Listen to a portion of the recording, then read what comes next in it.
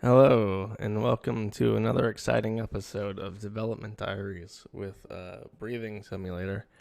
I've given the dipstick a little bit of a facelift. So now he has a segmented body with a head and an abdomen.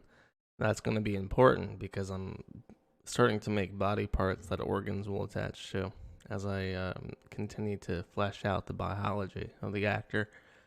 Um, but I've done more pertinent things, and I'll show you. Mostly having to do with the relationship of the gases that we breathe and the surrounding environment. So now this is a box. It has walls and stuff, and there's actually a 2x2 perimeter around the box that is a vacuum of space. If I go to tile 00, which is bottom left space tile, it is a completely empty area with nothing in it and no gases because vacuum tiles will empty out any gas contents in the area continuously. But 2 is the bottom left wall, and as you can see, it has a construct as well as a floor and a space tile. And the interesting thing about the wall is that it has a airtight property, which inhibits the flow of gas in and around that tile. So obviously the intention is to keep the gas within the box and not have it escape out into the open.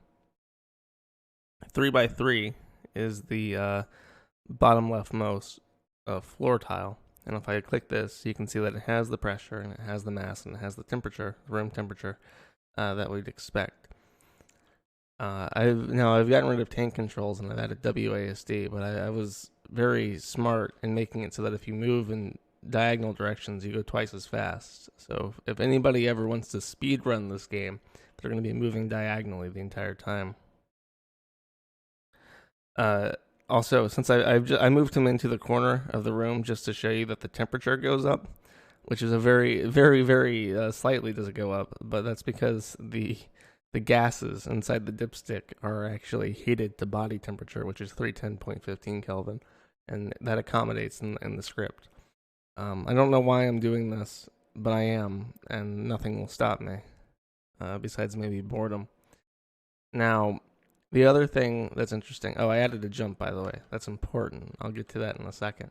I'm going to change something in the script to get rid of the walls, and what's going to happen when I do that is the vacuum is immediately going to basically depressurize the entire platform almost instantly. If I save the script, it will.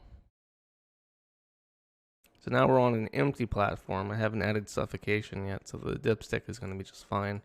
But if we check the space, you'll see that it's very rapidly depressurizing because it's exposed to the vacuum of space, and it's basically zero. That's as small as it gets. Once you're down to 6 significant figures, it stops doing math because otherwise we'd be changing, minutia. Now, okay, here's the interesting part: is that if there is a floor, we're going to assume that there's gravity, and that's going to come into play more as I add more mechanics to the game. But right now, if it has a floor in that tile, then there is gravity, which means, assuming that I'm not an idiot, once you hop off the platform, that's it. You're stranded. There's no more gravity. Now, it used to be that if you just walked up the platform, you drop forever, but now, because of the way that it works, you hit the edge, and that's it.